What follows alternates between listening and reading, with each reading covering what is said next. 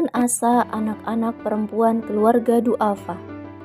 Pendidikan adalah kunci kemajuan bangsa dan hak bagi setiap warga negaranya, meskipun dia adalah kaum papa yang terhambat secara biaya.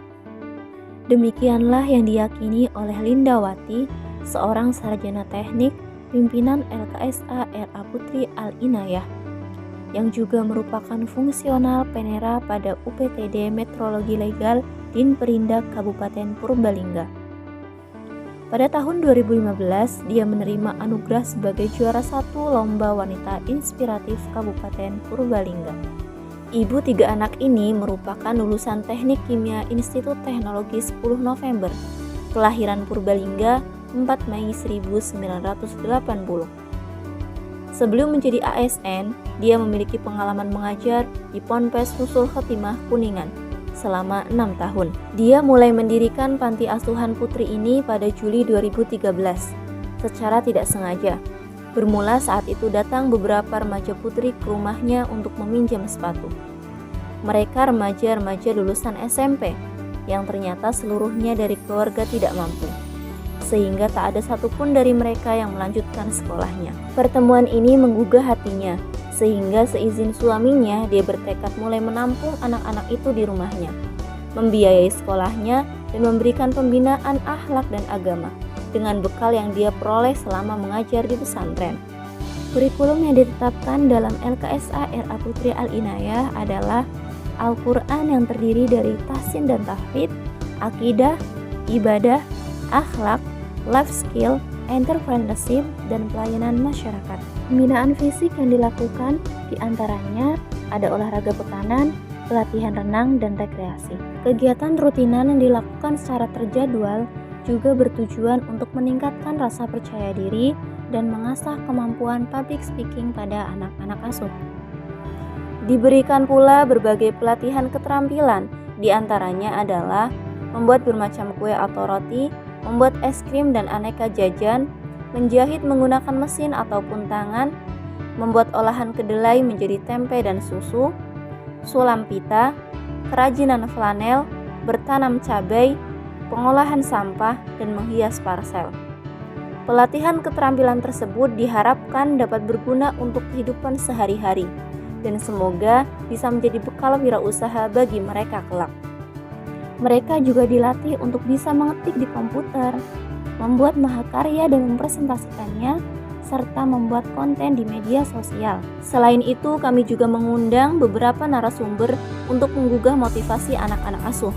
Di antaranya adalah seorang dokter, dosen, entrepreneur, relawan sosial, dan lain sebagainya. Anak-anak asuh dilatih pula untuk berkontribusi dalam kegiatan kemasyarakatan, yaitu dengan mengajar TPQ setiap sore, menjadi panitia PHBI, mengadakan pesantren kilat, dan tadarus keliling di rumah warga sekitar.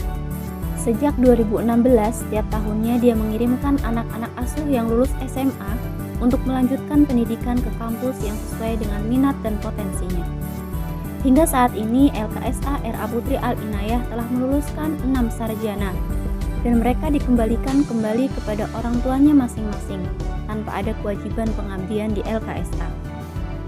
Salah satu pesan yang dia sampaikan kepada anak-anak asuhnya yaitu teruslah belajar, namun semakin tinggi ilmumu harus semakin besar kebermanfaatanmu.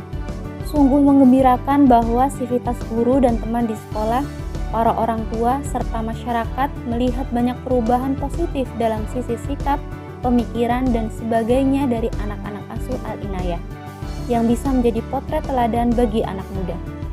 Jumlah anak asuh saat ini sebanyak 23 orang, dengan 8 orang berstatus sebagai mahasiswa yang tersebar di berbagai perguruan tinggi, dan 15 orang bersekolah di tingkat SMP dan SMA. Setelah tinggal bersama pengasuh selama kurang lebih 8 tahun, maka dengan izin Allah pada November 2021, LKSA ini resmi memiliki asrama yang didirikan di Tanah Wakaf. Dengan dana pembangunan bersumber dari Penghimpunan Wakaf Umat dan PT PLN Persero sebesar hampir 600 juta rupiah.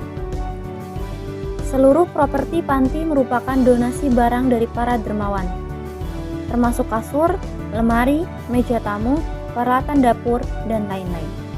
Untuk mensupport biaya operasional panti asuhan, maka pada akhir tahun 2021 dibukalah beberapa proyek profit yang keuntungannya 100% didonasikan bagi panti asuhan, yaitu dengan membuka rumah kos inayah dan menjadi mini cabang Biro Haji dan Umroh Fresnel. Rencana pembangunan ke depan adalah optimalisasi rumah Quran inayah yang telah mendapatkan izin operasional dari Kemenag sebagai salah satu proyek profit sekaligus sosial panti.